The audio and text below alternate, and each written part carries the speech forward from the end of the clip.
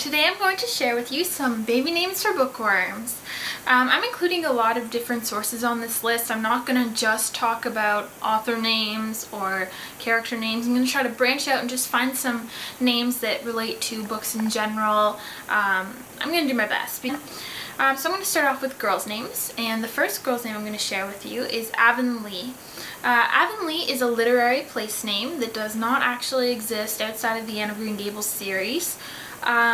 The name has great nicknaming potential.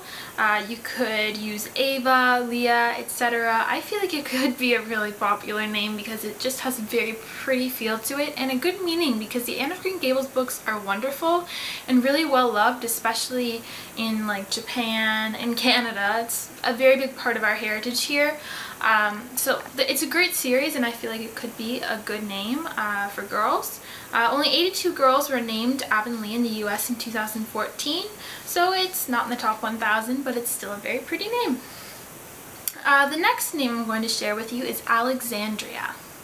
Alexandria is the feminine form of Alexander, which means defender of men. The Library of Alexandria in Egypt was the largest and most significant library in the ancient world.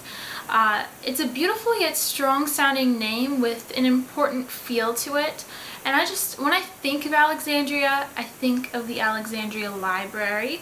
So for me that has a sort of literary meaning to it, but for other people it may not, so it's up to you really.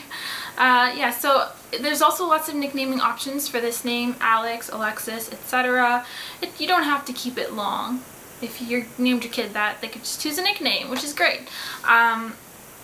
And this name sat at number 211 in 2014, so it's a pretty popular name and a very beautiful name. The next name I'm going to share with you is Charlotte.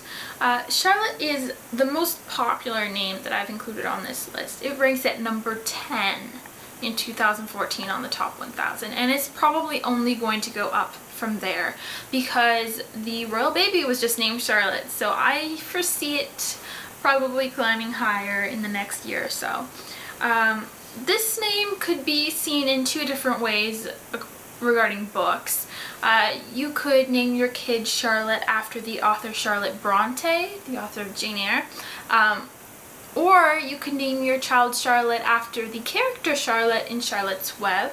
I like both options, and I just think Charlotte's a really beautiful name, and it really does feel literary to me no matter which way you take it, so yeah.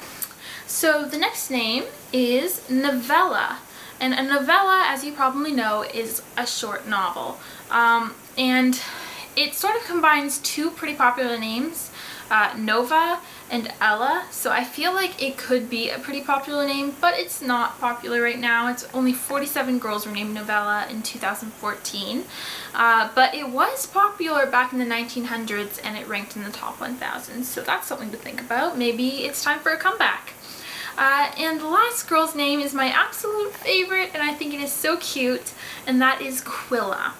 According to babynames.com, Quilla is a name of Spanish origin, meaning goddess of the moon, but can also be viewed as a word name: quill, writing, etc. It just feels so... I can't even explain it. I love this name so much, and I did not even know it existed until I started researching baby names that could be like associated with books, and I found Quill, and from there I found Quilla. And I just think it has a very unusual, quirky charm to it, and it's just a really unique name. Like, imagine an author naming their daughter Quilla. That would be wondrous. Now on to the boys. So my first boy's name is Booker, and this name means scribe or bookmaker. The name feels like distinctly masculine to me.